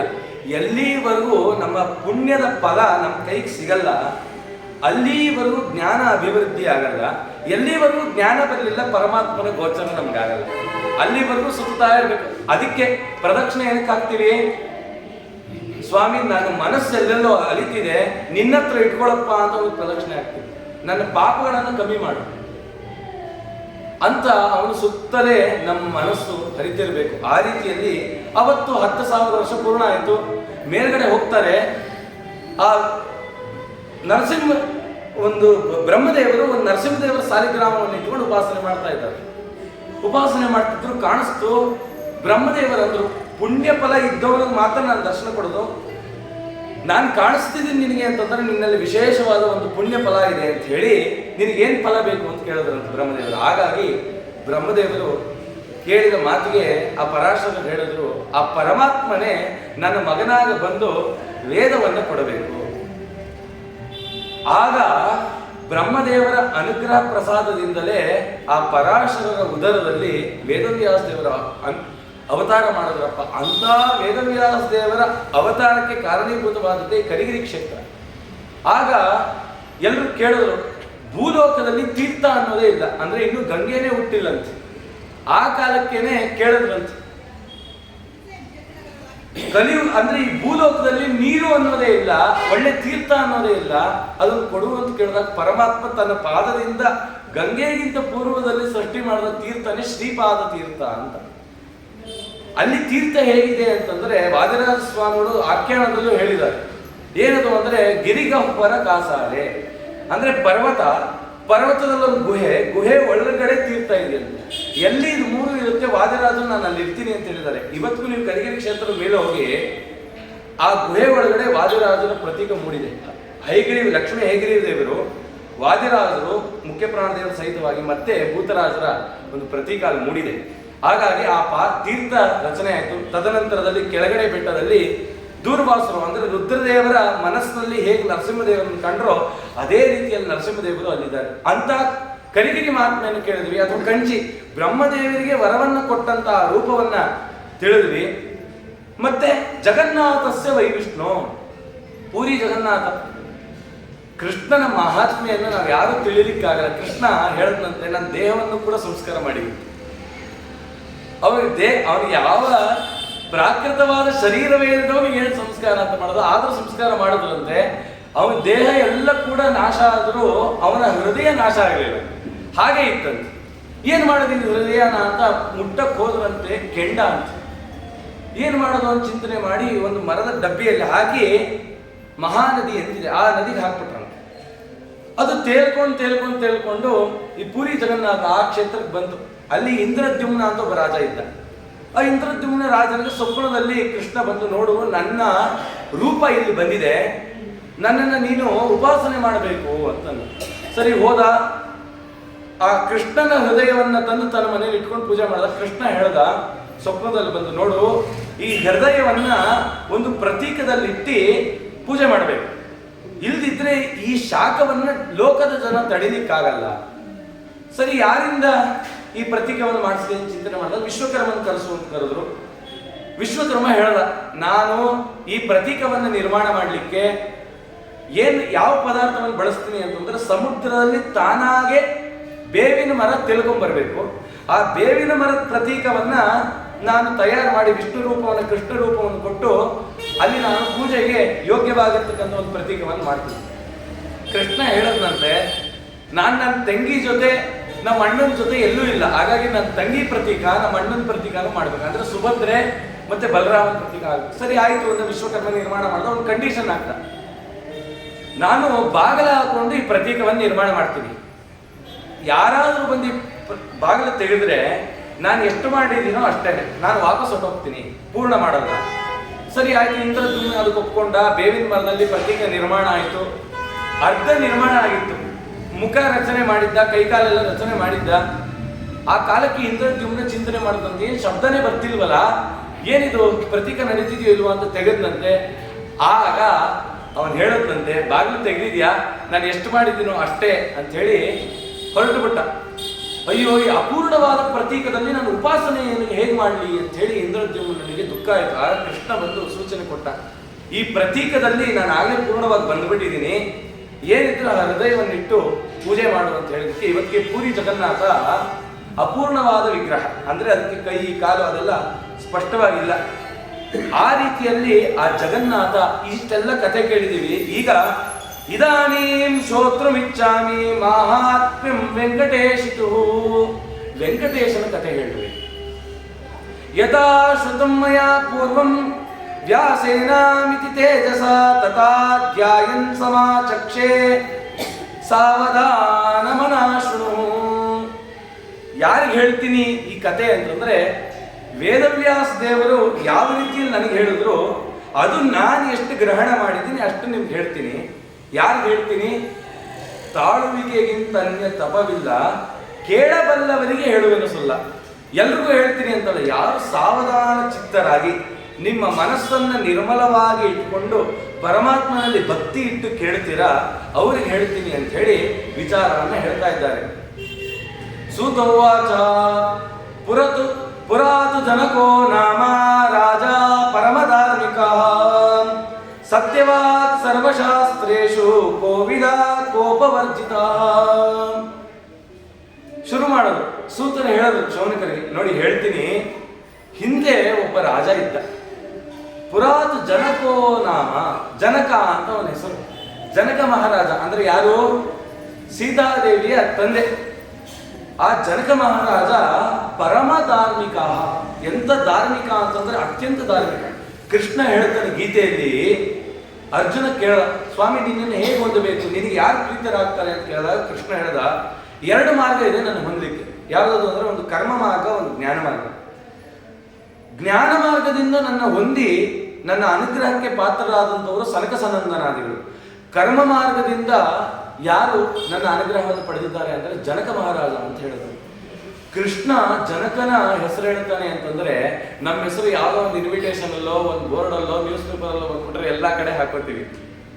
ಅಂತ ಜನಕ ಮಹಾರಾಜನ ವಿಚಾರವನ್ನ ಪರಮಾತ್ಮ ತಾನು ನುಡಿತಾನೆ ಅಂತಂದ್ರೆ ಅವನ ಮಹಾತ್ಮೆ ಅಂತದ್ದು. ರಾಜ ಪರಮ ಧಾರ್ಮಿಕ. ವೇದವ್ಯಾಸ ದೇವರ ಮುಖಕಮಲದಿಂದ ಎಲ್ಲ ಜ್ಞಾನವನ್ನು ಪಡಿತಿದ್ರಂತೆ ಜನಕ ಮಹಾರಾಜ. ಅವನ ಪುರಕ್ಕೆ ಮಿಥಿಲಾ ಪಟ್ಟಣಕ್ಕೆ ಬೆಂಕಿ ಎತ್ಕೊಂಡ್ಬಿಡ್ತು. ಮಿಥಿಲಾ ಪಟ್ಟಣವು ದಹಿಸಿತೆಂಬುದ ಕೇಳಿ ಮಿಥಿಲಾ ಪಟ್ಟಣಕ್ಕೆ ಬೆಂಕಿ ಎತ್ಕೊಂತು. ಹೇಳಿದ್ರು, ಪುರಾಣ ಕೂತ್ಕೊಂಡಿದ್ರಂತೆ. ಪುರಾಣ ಕೂತ್ಕೊಂಡವರೆಲ್ಲ ಎದ್ದೋಡೋಗಿದ್ರು. ಇವನೊಬ್ಬ ಮಾತ್ರ ಕೂತಿದ್ದ. ಯಾರು ಆರ್ಗನೈಸ್ ಮಾಡಿರ್ತಾರೋ ಅವ್ರು ಕೂರ್ಲೇಬೇಕಲ್ಲ. ಆಚಾರ್ಯ ಏನ್ ಮಾಡುದು, ಹೇಳ್ಬಿಟ್ಟಿದ್ದೀನಿ, ಆಗಾಗ ಕೂತ್ಕೊಂಡಿದ್ದೀನಿ ಅಂತ ಹೇಳಲಿಲ್ಲ. ಏನ್ ಹೇಳದ್ನಂತೆ ಅಂತಂದ್ರೆ, ಇನ್ನೂ ನನ್ನವರೆಗೂ ಬೆಂಕಿ ಬಂದಿಲ್ಲ, ಅಲ್ಲಿವರೆಗೂ ಜ್ಞಾನ ಹೇಳಿ ಅಂತ ಅಂದ್ರು. ಅಂತಂದ್ರೆ ಅವನಲ್ಲಿ ಎಂಥ ಜ್ಞಾನದಾಹ ಇತ್ತು, ಎಷ್ಟು ಅವನಿಗೆ ಜ್ಞಾನವನ್ನು ಪಡಿಬೇಕು ಅನ್ನೋ ಹಂಬಲ ಇತ್ತು. ಏನಾದರಾಗಲಿ ಜ್ಞಾನವಿಲ್ಲದೆ ಮೋಕ್ಷ ಇಲ್ಲ. ಜ್ಞಾನ ಅಂದ್ರೇನು? ಇಡೀ ವೇದ ಪುಸ್ತಕವನ್ನೆಲ್ಲ ಓದೋದು, ಪ್ರತಿದಿನ ಋಕ್ಸಂಹಿತ ಪಾರಾಯಣ ಮಾಡೋದು, ಈ ಪುರಾಣ ಕೇಳೋದು, ಇದೆಲ್ಲ ಜ್ಞಾನನ ಅಂತಂದ್ರೆ ಜಗನ್ನಾಥದಾಸರ ಜೀವನ ನೋಡಿ. 16 ಬಾರಿ ಸುಧಾಮಂಗಳ ಮಾಡಿದ್ರು ಅಲ್ವಾ. ಸಣ್ಣವನಿವನು ಕೇವಲ ಅಂದ್ಬಿಟ್ಟು. ಯಾಕೆ ಅಂದ್ರೆ ಅದು ವಿದ್ಯೆ ಆಗಿದೆ. ವಿದ್ಯೆ ಯಾವತ್ತು ಜ್ಞಾನ ಆಗುತ್ತೆ ಅಂದ್ರೆ, ಯಾವುದನ್ನು ನಾವು ದೊಡ್ಡವರಿಂದ ಕೇಳಿ ಪಡೆದಿದ್ದೀವಿ ಅದನ್ನು ನಮ್ಮ ಜೀವನದಲ್ಲಿ ಅನುಷ್ಠಾನ ಮಾಡಿಕೊಂಡ್ರೆ ಮಾತ್ರ ಅದು ಜ್ಞಾನ ಆಗುತ್ತೆ. ಕೇಳಿ ದೊಡ್ಡವರ ವಾಕ್ಯವನ್ನು ಕೇಳಿದ್ದು ಅಲ್ಲೇ ಬಿಟ್ಟಿದ್ದು ಆದರೆ ಅದು ಅಲ್ಲೇ ನಿಂತು ನೀರಾಗುತ್ತೆ. ಅದು ಜ್ಞಾನ ಆಗಬೇಕು ಅಂದರೆ ಅನುಷ್ಠಾನದಲ್ಲಿರಬೇಕು. ಅಂತ ಅನುಷ್ಠಾನ ಯೋಗ್ಯನಾದಂಥವನು ಈ ಜನಕ ಅಂತ ಹೇಳ್ತಾ ಅವನೆಂಥವನು, ಸತ್ಯವಾಕ್ ಸರ್ವಶಾಸ್ತ್ರೇಶು ಕೋವಿದ ಕೋಪವರ್ಜಿತ. ಫಸ್ಟೇನು ಕೋಪವರ್ಜಿತ. ಯಾರಲ್ಲಿ ಕೋಪ ಅನ್ನೋದು ಉತ್ಪತ್ತಿ ಆಗುತ್ತೆ ಅವನು ಸಜ್ಜನ ಅಲ್ಲ ಅಂತ ಅರ್ಥ. ರಾಯರ ಜೀವನದಲ್ಲಿ ರಾಯರು ಎಲ್ಲಿ ಕೋಪ ಮಾಡಿಕೊಂಡ್ರು ತೋರಿಸಿ. ವ್ಯಾಸರಾಜರ ಜೀವನದಲ್ಲಿ ವ್ಯಾಸರಾಜರಲ್ಲಿ ಕೋಪ ಮಾಡಿಕೊಂಡ್ರು, ಶ್ರೀಪಾದರಾಜರು ಎಲ್ಲಿ ಕೋಪ ಮಾಡಿಕೊಂಡ್ರು, ಟೀಕಾರಾಯರು ಎಲ್ಲಿ ಕೋಪ ಮಾಡಿಕೊಂಡ್ರು, ಶ್ರೀಮದಾಚಾರ್ಯ ಎಲ್ಲಿ ಕೋಪ ಮಾಡಿಕೊಂಡ್ರು. ಅವರು ತಮ್ಮ ಜೀವನದಲ್ಲಿ ಎಲ್ಲರೂ ಕೋಪ ಮಾಡಿಕೊಂಡ್ರು ಅಂತಿದೆಯಾ? ಅದಕ್ಕೆ ಅವರು ಸಜ್ಜನರು. ನಾರದರು ಅದೇ ಗುಣಯುಕ್ತರು, ಎಂದೂ ಕೂಡ ಕೋಪ ಅಂತ ಕೋಪವರ್ಜಿತ. ಮತ್ತು ಕೋಪನೇ ಬರಲ್ವಾ ಅಂತಂದ್ರೆ ಎಲ್ಲ ಪರಿಸ್ಥಿತಿಯನ್ನು ನಿಭಾಯಿಸ್ತಕ್ಕಂಥ ಶಕ್ತಿಯುಕ್ತರಿಗೆ ಕೋಪ ಬರಲ್ಲ. ಯಾವತ್ತು ನಮಗೆ ಆ ಪರಿಸ್ಥಿತಿಯನ್ನು ನಿಭಾಯಿಸ್ಲಿಕ್ಕಾಗಲ್ಲ ಆಗ ಕೋಪ ಆಗುತ್ತೆ, ತಾಪ ಆಗುತ್ತೆ, ನಾವು ಮಾಡೋ ಎಲ್ಲ ಕಾರ್ಯ ಲೋಪವಾಗುತ್ತೆ. ಯಾರು ಕೋಪ ಮಾಡ್ಕೋತಾರೆ ಕೋಪಕ್ಕಿಂತ ದೊಡ್ಡ ಮೈಲಿಗೆ ಇಲ್ಲ ಅಂತ ಗರುಡ ಪುರಾಣ ಹೇಳ್ತು. ಮೈಲಿಗೆ ಬಗ್ಗೆ ಹೇಳುವಾಗ ಒಂದು ವಿಚಾರ ಹೇಳುತ್ತೆ. ಯಾವುದು ಮೊದಲನೇ ಮೈಲಿಗೆ ಅಂದ್ರೆ ಜಾತಾ ಶೌಚ ಅಂತ ಹೇಳುತ್ತೆ. ತದನಂತರದಲ್ಲಿ ಮೃತ ಶೌಚ. ಮೃತ ಶೌಚ ಅಂದ್ರೆ ಮರಣದ ಮೈಲಿಗೆಗಿಂತ ಇನ್ನೊಂದು ದೊಡ್ಡ ಮೈಲಿಗೆ ಯಾವುದು ಅಂದ್ರೆ ರಜಸ್ವಲ. ಆ ಮೈಲಿಗೆ ದೊಡ್ಡದು. ಅದಕ್ಕಿಂತ ದೊಡ್ಡ ಮೈಲಿಗೆ ಯಾವುದು ಅಂದ್ರೆ ಕೋಪ. ಅದಕ್ಕೆ ಶ್ರಾದ್ದ ಮಾಡೋ ಕಾಲಕ್ಕೆ ಹೇಳ್ತಾರೆ, ಹವನ ಮಾಡೋ ಕಾಲಕ್ಕೆ, ಯಜ್ಞ ಮಾಡೋ ಕಾಲಕ್ಕೆ ಹೇಳ್ತಾರೆ. ಏನಪ್ಪಾ ಅಂತಂದ್ರೆ ಪುರೋಹಿತರು, ನಾನು ತಾಳ್ಮೆಯಿಂದ ಮಾಡಿಸ್ತೀನಿ, ಯಜಮಾನನಾದ ನೀನು ತಾಳ್ಮೆಯಿಂದ ಮಾಡು. ಯಾಕೆ ಅಂತಂದ್ರೆ ನಾವು ಕೋಪ ಮಾಡಿಕೊಂಡ್ರೆ ಆಗಮಾರ್ತ ಅಂತ ದೇವಾನಾಮ, ಆಗಮಾರ್ತ ಅಂತ ರಾಕ್ಷಸಮಾಗೋಗುತ್ತೆ. ನಾವು ಕೋಪ ಮಾಡಿಕೊಂಡು ತಾಪಯುಕ್ತರಾಗಿ ಧರ್ಮ ಕಾರ್ಯ ಮಾಡಿದ್ವಿ ಅಂತಂದ್ರೆ ಅಲ್ಲಿ ಖಂಡಿತ ದೇವತೆಗಳು ಬರಲ್ಲಪ್ಪ ಅಂತ ಬಹಳ ನಿರ್ಮಲವಾಗಿ ಶಾಂತ ಚಿತ್ತರಾಗಿ ದೇವರನ್ನು ಉಪಾಸನೆ ಮಾಡಬೇಕು. ಆ ರೀತಿಯಲ್ಲಿ ಇವನು ತನ್ನ ಜೀವನದಲ್ಲಿ ಕೋಪ ಮಾಡಿಕೊಂಡಿಲ್ಲ. ಸತ್ಯವ, ಸತ್ಯ ಅಂದ್ರೇನು? ನಮ್ಮ ಮಾತು ಒಬ್ಬರಿಗೆ ಹಿತ ಆಗ್ತಿದೆ ಅಂದ್ರೆ ಅದೇ ಸತ್ಯ. ಸತ್ಯವನ್ನು ಹೇಳಿ ಒಬ್ಬರು ಮನಸ್ಸನ್ನ ಕೋಪಗೊಳಿಸ್ತೀವಿ ಅಂತಂದ್ರೆ ಅದು ಸತ್ಯ ಆಗಲ್ಲ. ಪರಿಸ್ಥಿತಿಯನ್ನು ಅನುಸರಣೆ ಮಾಡ್ಕೊಂಡು ಮಾತಾಡ್ತಾರಲ್ಲ ಅದು ಸತ್ಯ. ಸತ್ಯವಾಗಿ ಸರ್ವಶಾಸ್ತ್ರೇಶು ಕೋವಿದ ಸನ್ಯಾಸಿ ಅಂತ ಬದುಕ್ತಿದ್ದಾರಂತೆ. ಅಂದ್ರೆ ವೈರಾಗ್ಯದ ಜೀವನದಲ್ಲಿ ಬದುಕ್ತಾ ಇದ್ದಾರೆ. ವಾಸುದೇವ ಪ್ರಸಾದಸ್ಯ ಮುಖ್ಯ ಪಾತ್ರೋ ಭವೋ ನೃಪಃ ನಿರ್ಮಮೋ ನಿತ್ಯ ತೃಪ್ತಶ್ಚ ನಿರಹಂಕೃತಿರಾತ್ಮವಾನ್. ಏನು ದೇವರು ಕೊಟ್ಟಿದ್ದಾನೋ ಅದರಲ್ಲಿ ತೃಪ್ತಿ ಪಡ್ತಾ ಇದ್ದಾರೆ. ಸ್ವಾಮಿ ನೀನು ಇದಿಷ್ಟು ಕೊಟ್ಟಿದೆಯಲ್ಲ ನನ್ನ ಜೀವನದಲ್ಲಿ, ಇದೇ ನನ್ನ ತೃಪ್ತಿ. ಆದರೆ ಸಾಧನಾ ವಿಚಾರದಲ್ಲ. ಸಾಧನೆ ಇನ್ನೂ ಆಗ್ತಿಲ್ವೇ ಇನ್ನೂ ಸಾಧನೆಗೆ ಉತ್ಕ್ರಮಣ ಮಾಡ್ತಾ ಸಾಧನೆ ಮಾಡಬೇಕು. ಅದೇ ಭಗವಂತ ಕೊಟ್ಟ ಪ್ರಸಾದ ಎಷ್ಟು ಕೊಟ್ಟಿದೆಯಾ ಅದು ನನ್ನ ಯೋಗ್ಯತೆಗೆ ಬಂದಿದೆ ಅಂತ ಆ ತೃಪ್ತಿಯನ್ನು ಪಡ್ತಿದ್ದ. ತೃಪ್ತಿ ಪಟ್ಟಿ ಪರಮಾತ್ಮ ಅನುಗ್ರಹದಿಂದ ನಾನು ಚೆನ್ನಾಗಿದ್ದೀನಿ ಅಂತ ಅನಿಸ್ತಂತೆ. ಒಂದು ಸೆಕೆಂಡ್ ನಾನು ಚೆನ್ನಾಗಿದ್ದೀನಿ, ನಾನು ತುಂಬ ಸುಖವಾಗಿದ್ದೀನಿ ಅಂತ ಅನ್ಕೊಂಡ್ರಂತೆ. ಅಲ್ಲಿಗೆ ಬಂದು ತಸ್ಯ ಪ್ರಾತ ಭವೋತ್ಪೂರ್ವಂ ಕುಶಕೇತುರಿತಿ ಸ್ಮೃತಃ ಕುಶಧ್ವಜಸ್ಯ ತನಯಾಸ್ತ್ರಯ ಸ್ತ್ರೀಲೋಕ್ಯ ಸುಂದರ. ಅದಕ್ಕೆ ಅಲ್ಲೇನಾಯ್ತು ಅಂತಂದ್ರೆ ಶ್ರೀಪಾದರಾಜರು ಹೇಳ್ತಾರೆ, ಕಾಯವು ಸ್ಥಿರವಲ್ಲ ಎನ್ನುಳು ಮಾಯೆ ತುಂಬಿತಲ್ಲ ಪ್ರಾಯ ಮದದಿ ಪರಸ್ತ್ರೀಯರ ಕುಡ್ಯಾಡಿ ಭಾವಜನಯ್ಯನ ಧ್ಯಾನವ ಮಾಡದೆ ಮೋಸ ಹೋದೆನಲ್ಲ ಸಕಲವು ವಾಸುದೇವ ಬಲ್ಲ. ನಾವು ಅನ್ಕೊಂಡಿದೀವಿ ನಾವು ಹೇಗಿದ್ದೀವಿ ಅದೇ ಶಾಶ್ವತ. ಭವಿಷ್ಯೋತ್ತರ ಪುರಾಣ ಹೇಳ್ತಾ ಇದೆ, ನಮಗೆ ಬಾಲ್ಯಾವಸ್ಥೆ ಇತ್ತು. ಬಾಲ್ಯಾವಸ್ಥೆಯಲ್ಲಿ ಅಪ್ಪ ಅಮ್ಮ ಎಲ್ಲ ತಂದ್ಕೊಟ್ಟಿದ್ರು, ಬಹಳ ಖುಷಿ ಆನಂದ. ಎಲ್ಲರೂ ನಮ್ಮ ವೃದ್ಧಾಪ್ಯ ಹೀಗಿತ್ತು ಅಂತ ಹೇಳಲ್ಲ, ವೃದ್ಧಾಪ್ಯದಲ್ಲೂ ಕೂಡ ಬಾಲ್ಯಾವಸ್ಥೆಯನ್ನು ಚಿಂತನೆ ಮಾಡ್ತೀವಿ. ಇಷ್ಟು ಚೆನ್ನಾಗಿತ್ತು. ಬಾಲ್ಯಾವಸ್ಥೆ ಆದ್ಮೇಲೆ ಕೌಮಾರಾವಸ್ಥೆ ಬಂತು. ಆಗ ಕೌಮಾರಾವಸ್ಥೆಯಲ್ಲಿ ಚಿಂತನೆ ಮಾಡಲಿಲ್ಲ, ಬಾಲ್ಯಾವಸ್ಥೆ ಹೊರಟೋಯ್ತಲ್ಲ ಅಂತ. ಅಲ್ಲಿ ಇನ್ನೊಂದು ರೀತಿಯ ಆನಂದ. ಆ ಕೌಮಾರಾವಸ್ಥೆಯಿಂದ ಮತ್ತೆ ಯೌವನಾವಸ್ಥೆ ಬಂತು, ಮದ ಬಂದುಬಿಡ್ತು, ಎಲ್ಲ ಮೋಹಕ್ಕೆ ಗುರಿಯಾದ್ವಿ. ಯಾವತ್ತು ಯೌವನಾವಸ್ಥೆ ಕ್ಷೀಣಿಸ್ತಾ ಬಂತು, ವೃದ್ಧಾಪ್ಯ ಪ್ರಾಪ್ತಿ ಆಯಿತು, ಅವತ್ತು ದುಃಖಕ್ಕೆ ಈಡಾಯಿತು. ಓಹೋ ನನ್ನ ಶರೀರ ಬೀಳ್ತಾ ಇದೆ, ನನ್ನನ್ನು ವೃದ್ಧರು ಅಂತ ಕರೀತಾ ಇದ್ದಾರೆ, ಅದರ ಸಂಕೇತವಾಗಿ ಮೈ ಸುಕ್ಕಾಯಿತು, ಕೂದಲು ಬೆಳಗಾಯಿತು, ಈ ರೀತಿ ಏನೇನೋ ಇವನು ಅನ್ಕೊಂಡ್ಬಿಟ್ಟ ಇದೇ ರೀತಿ ಯಾವಾಗಲೂ ನಾನು ಒಂದೇ ರೀತಿ ಶಾಶ್ವತವಾಗಿದ್ದೀನಿ, ಸುಖವಾಗಿದ್ದೀನಿ ಅಂತ. ಆ ಸುಖ ಅವರಲ್ಲಿತ್ತು. ಜನಕ ಮಹಾರಾಜನ ಸುಖ ಇತ್ತು. ಅವನು ಪರಮ ಧಾರ್ಮಿಕನಾಗಿದ್ದಕ್ಕೆ ಸಾಕ್ಷಾತ್ ಮಹಾಲಕ್ಷ್ಮಿ ಅವರ ಮನೆಗೆ ಬಂದರು. ಯಾರು ಮನೆಯಲ್ಲಿ ಧರ್ಮಾಚರಣೆಯನ್ನು ಮಾಡ್ತೀರಾ ಅವ್ರ ಮನೆಗೆ ಲಕ್ಷ್ಮಿ ಬರ್ತಾಳೆ ಅನ್ನೋದು ಜನಕನ ಕಥೆ ಸಾಕ್ಷಿ. ಅದಕ್ಕೆ ಸೀತಾದೇವಿ ಅವ್ರ ಮನೆಗೆ ಬಂದರು. ಈ ರೀತಿ ಇರೋ ಕಾಲಕ್ಕೆ ಕುಶಧ್ವಜ ಅಂತ ಅವರ ತಮ್ಮ, ಜನಕ ಮಹಾರಾಜನ ತಮ್ಮ, ಒಂದ್ ಕಡೆ ಹೇಳುವಾಗ ಸ್ವಪ್ನ ಅಂತ ಹೇಳ್ತು, ಆದ್ರೆ ಇಲ್ಲಿ ಹೇಳುವಾಗ ಅವರ ತಮ್ಮ ಮೃತನಾಗ್ಬಿಟ್ಟಂತೆ. ಎಲ್ಲ ಚೆನ್ನಾಗಿದೆ ಅನ್ನೋ ಕಾಲಕ್ಕೆ ತಮ್ಮ ಮೃತನಾಗ್ಬಿಟ್ಟ. ಅದಕ್ಕಿಂತ ಹೆಚ್ಚು ದುಃಖ ಏನಾಯ್ತು ಅಂದ್ರೆ, ನನಗೊಬ್ಳು ಮಗಳಿದ್ದಾಳೆ, ನನ್ನ ತಮ್ಮನಿಗೆ 3 ಜನ ಹೆಣ್ಮಕ್ಳಿದ್ದಾರೆ, ಅವ್ರ ಜವಾಬ್ದಾರಿ ನಂದಾಯ್ತಲ್ಲ. ಅಯ್ಯೋ ಅದಕ್ಕೆ ದುಃಖ ಏನಪ್ಪ, ನಿನ್ನ ತಮ್ಮನ ಜವಾಬ್ದಾರಿಯನ್ನು ನೀನೇ ನಿಭಾಯಿಸಿ ನಿನ್ನ ತಮ್ಮನ ಮಕ್ಕಳಿಗೂ ಹೆಣ್ಣುಮಕ್ಕಳಿಗೂ ಸನ್ಮಾರ್ಗದ ಮಾರ್ಗವನ್ನು ತೋರಿಸಿ ಅವರ ದಡವನ್ನು ಸೇರಿಸು ಅಂತ ಹೇಳುವಾಗ ಅವನಿಗೆ ಅಲ್ಲೇ ಚಿಂತೆ ಆಯ್ತು. ಏನ್ ಚಿಂತೆ ಅಂತಂದ್ರೆ, ನೋಡು ನನ್ನ ಮಗಳನ್ನ ಮದುವೆ ಮಾಡುವಾಗ ಒಳ್ಳೆ ಛತ್ರದಲ್ಲಿ ಮಾಡ್ದ, ಒಳ್ಳೆ ರೀತಿಯಲ್ಲಿ ಮಾಡ್ದ ಅಂತ ಮಾತಾಡ್ತಾರೆ. ತಮ್ಮನ ಮಕ್ಕಳಿಗೆ, ತಮ್ಮನ ಹೆಣ್ಣು ಮಕ್ಕಳಿಗೆ ಎಲ್ಲೋ ಒಂದು ಕಡೆ ಮಾಡಬಿಟ್ಟ ಅಂತ ಮಾತಾಡ್ತಾರೆ. ಹಾಗಾಗಿ ನನಗೆ ಏನಪ್ಪ ಚಿಂತೆ ಅಂತಂದ್ರೆ, ನನ್ನ ಈ 4 ಜನ ಮಕ್ಕಳು ಒಂದೇ ಅರಮನೆಗೆ ಹೋಗ್ಬೇಕು ಸೊಸೆಯರಾಗಿ ಅನ್ನೋ ಚಿಂತೆ ಬಂತು. ಆ ಚಿಂತೆ ಎಷ್ಟರ ಮಟ್ಟಿಗೆ ಬಂತು ಅಂತಂದ್ರೆ, ಏನೂ ಮಾಡ್ಲಿಕ್ಕೆ ಮುಂದಾಗಲಿ, ಬಹಳ ಬೇಸರ ಅನ್ನೋದು ಅವರಲ್ಲಿ ಉಂಟಾಯಿತು. ಕದಾಚಿತ್ ಜನಕೋ ರಾಜ ಮನಸ್ಥಿತಮ ಚಿಂತೆಯತ್ ಸುಖಮೇವ ಸದಾ ಮೇ ಸ್ಯಾತ್ ದುಃಖಂ ಅಭೂತಿ ದಿಸ್ಮತ್. ಎಲ್ಲಿ ಚಿಂತೆ ಅನ್ನೋದು ಉತ್ಪತ್ತಿ ಆಗತ್ತೆ ಅಲ್ಲಿ ದುಃಖ ಅನ್ನೋದು ಅದ್ರ ಹಿಂದೆ ಬರುತ್ತೆ. ಆ ರೀತಿ ಆಯಿತು. ಆ ಕಾಲಕ್ಕೆ ಏನಾಯಿತು ಅಂತ ಹೇಳುವಾಗ ಹೇಳ್ತಾ ಇದ್ದಾರೆ, ಯಾವತ್ತು ಧರ್ಮದಲ್ಲಿರೋರಿಗೆ ಸಂಕಟ ಬಂತು ಅಂತಂದ್ರೆ ಯಾರಾದ್ರೂ ಒಬ್ರು ಬಂದು ಉದ್ಧಾರ ಮಾಡ್ತಾರೆ. ಆ ಕಾಲಕ್ಕೆ ಅವರನ್ನು ಉದ್ಧಾರ ಮಾಡ್ಲಿಕ್ಕೆ ಒಬ್ರು ಬಂದರು. ಅವ್ರು ಯಾರು ಅಂತಂದ್ರೆ ಶತಾನಂದರು ಅಂತ. ಅವರ ಹೆಸರು ನೋಡಿ, ಆನಂದ ಶತಾನಂದ. ಯಾಕಂತಂದ್ರೆ ಆ ಶತಸಹಸ್ರ ರೂಪನಾದ ಪರಮಾತ್ಮನನ್ನು ನಿತ್ಯ ಉಪಾಸನೆ ಮಾಡಿ ಮಾಡಿ ಆನಂದವನ್ನು ಪಡೆದಿದ್ದಾರೆ.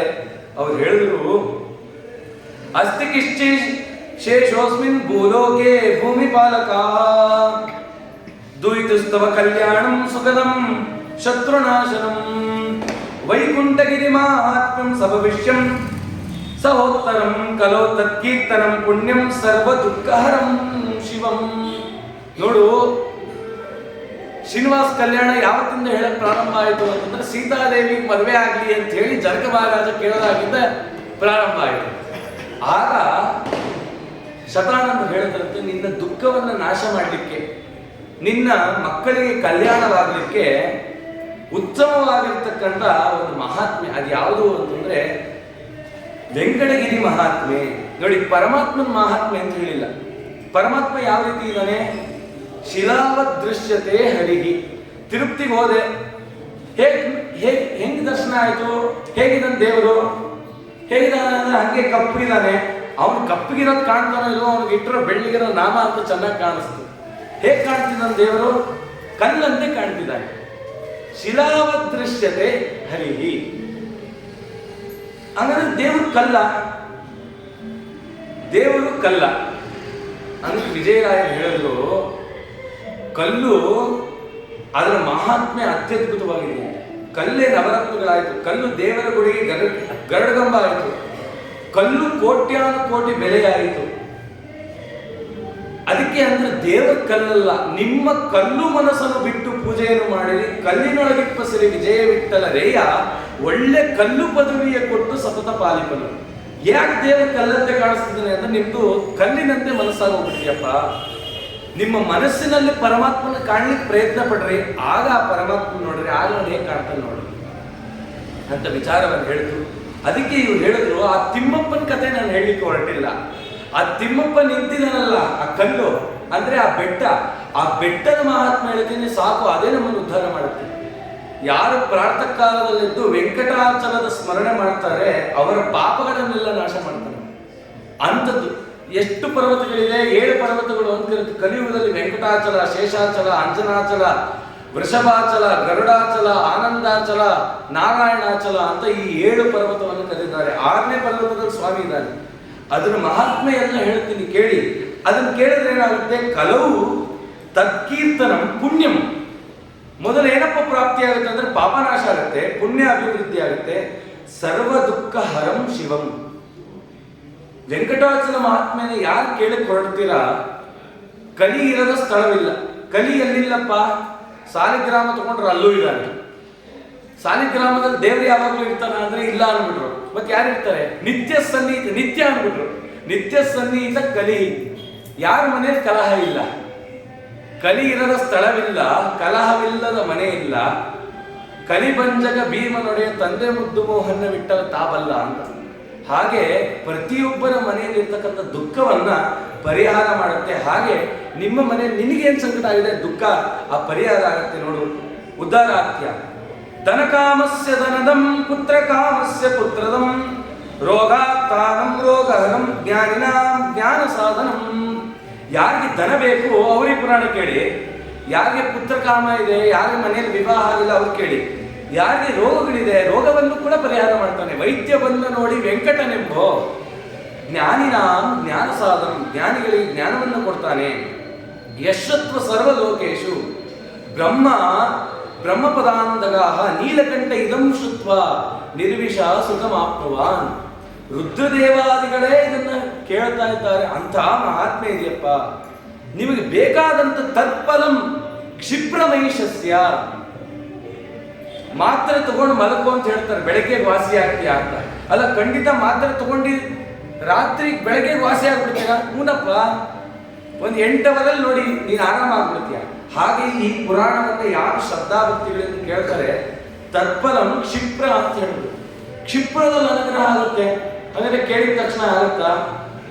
ಗಂಧದ ಕೊರಡಿದೆ ನಮ್ಮ ಮನೇಲಿ, ಒಂದು 2 kg ಆಗ್ತದೆ ಗಂಧದ ಕೊರಡು. ಯಾರ ಮನೆಗೂ ಇದ್ದಂಗಿಲ್ಲ. ಆದ್ರೂ ನಮ್ಮ ಪಾಪ ಕರ್ಮ ಅನ್ನೋದು ಈ ಗಂಧದ ಕೊರಡು ಇದ್ದಂಗೆ. ಈ ಗಂಧದ ಕೊರಡು ಯಾವತ್ತು ಚಕ್ಕೆ ಆಗುತ್ತೆ ಅಂತ ಕೇಳಿದ್ರೆ ತೆಯ್ದು ತೆಯ್ದು ತೆಯ್ದು ತೆಯ್ದು ತೆಯ್ದು ಅಂದ್ರೆ ಅಷ್ಟು ಸವಿಬೇಕು. ನಾವು ಪರಮಾತ್ಮನ ವಿಚಾರದಲ್ಲಿ ಅಷ್ಟು ಸವಿದಿದ್ರೆ ಆಗ ಪರಮಾತ್ಮ ತತ್ಫಲಂ. ಅಷ್ಟು ವಿಚಾರ ಶ್ರದ್ಧಾ ಭಕ್ತಿಗಳನ್ನು ಮಾಡು. ಜನಕೋವಾಚ ವದಾ ವೈಕುಂಠ ಮಾಹಾತ್ಮ್ಯಂ ಕಲೋ ತಚ್ಚರಿತಂ ಕಥಂ. ಹೇಳಪ್ಪ, ಈ ಕಥೆಯನ್ನು ಹೇಳ್ತಾ ಬಾ. ನೋಡಿ, ಕಥೆ ಕೇಳಿದ ಪುಣ್ಯಕ್ಕೆ ಏನಾಯ್ತು ಅವನಿಗೆ, ಜನಕ ಮಹಾರಾಜನಿಗೆ ಅಂತಂದ್ರೆ, ತನ್ನ 4 ಜನ ಅಂದ್ರೆ ತನ್ನ ಮಗಳು ಜಾನಕಿ ಅಂದ್ರೆ ಸೀತಾದೇವಿ, ಮತ್ತೆ ಇನ್ನು 3 ಜನ ತನ್ನ ತಮ್ಮಂದ್ರ ಮಕ್ಕಳು. ಏನವರ ಹೆಸರು ಅಂತಂದ್ರೆ ಊರ್ಮಿಳ, ಮಾಂಡವಿ, ಶ್ರುತಕೀರ್ತಿ ಅಂತ 3 ಜನ ಹೆಣ್ಮಕ್ಳು. ಅವರ 8 ಜನರನ್ನ ಒಂದೇ ಮನೆಗೆ ಕೊಟ್ಟ. ಯಾರಿಗೆ ಅಂತಂದ್ರೆ ರಾಮದೇವ ಸೀತಾದೇವಿ ವಿವಾಹರು. ಭರತ, ಲಕ್ಷ್ಮಣ, ಶತ್ರುಘ್ನ ಇವ್ರು 3 ಜನ ಇವರನ್ನು ಮದುವೆ ಆಗಿ ಈ ಶ್ರೀನಿವಾಸ ಕಲ್ಯಾಣದ ಮಹಾತ್ಮ ತಾನೇನು ಸಂಕಲ್ಪ ಮಾಡಿದ್ದಲ್ಲ ಇದನ್ನ ಕೇಳುವಾಗ ಇವ್ರು 4 ಜನ ಒಂದೇ ಮನೆಗೆ ಹೋಗ್ಬೇಕು ಅಂತ. ಅದೇ ರೀತಿಯಲ್ಲಿ 4 ಜನ ಒಂದೇ ಮನೆಗೆ ಹೋಗ್ಬೇಕು.